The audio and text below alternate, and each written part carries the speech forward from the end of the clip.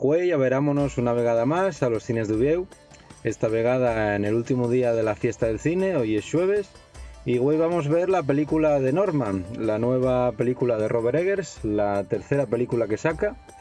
Y una historia sobre vikingos en el siglo X, una historia de un príncipe que quiere vengar a toda costa la muerte de su padre.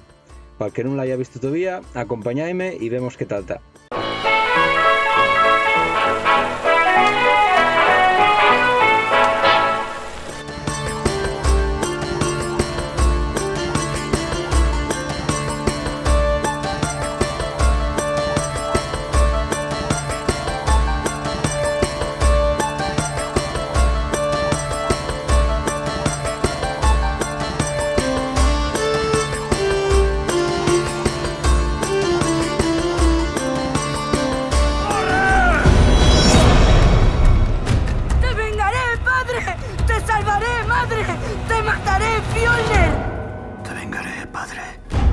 Te salvaré, madre.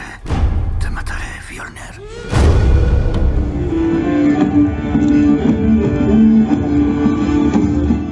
Bueno, ya fue un rato que salí de ver la película, que salí de ver The Northman, la tercera película de Robert Eggers y tercera obra maestra, la verdad. El tercer largometraje que estrena y al igual que los otros dos, El Faro y La Bruja, no defrauda.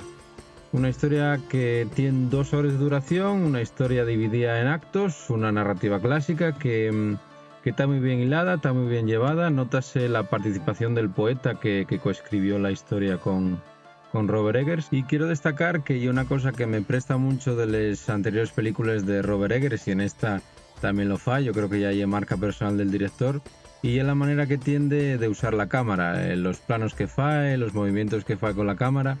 Creo que hay una manera muy elegante, muy audaz y muy precisa. Sin más, encomiendo-vos a vela porque yo creo que vos va a prestar, sobre todo si vos presten las historias de vikingos o la mitología nórdica, y una película muy guapa.